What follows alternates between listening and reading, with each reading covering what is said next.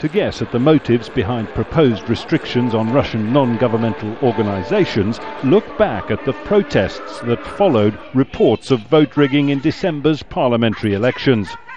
Vladimir Putin himself accused the opposition of being in the pay of the US government. The Kremlin believes Russia needs protecting from that sort of outside influence, so a new law would require foreign-funded groups to declare themselves publicly to be foreign agents. We will never under any circumstances register as agents of foreign governments, because that's not what we are. Soviet-era dissident and Russia's human rights grand dame Lyudmila Alexeyeva says she'd rather close her 36-year-old organization. Others are determined to carry on. Because we are telling the truth about what we are doing. For example, Transparency International, they tell the truth about the real level of corruption in the highest level of power in Russia. Golos tell the truth about real results of election.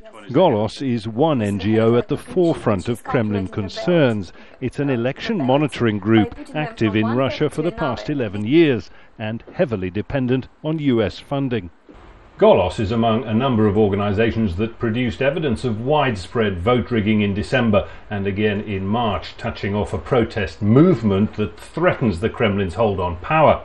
Its response since Vladimir Putin's inauguration in May has been to clamp down on the activities of the street opposition, first imposing heavy fines on unsanctioned protests and now with new restrictions on the activities of charities and NGOs. Foreign agent, иностранный агент. Both laws were written by this man, a member of parliament and the ruling United Russia Party. Very often public opinion is replaced by the opinions of certain NGOs. They only represent a small part of society, but they claim to express views and judgments on behalf of the whole population. The Kremlin is using the law to restore control. Critics see it as an authoritarian challenge to freedom and dissent. Jonah, Al Jazeera, Moscow.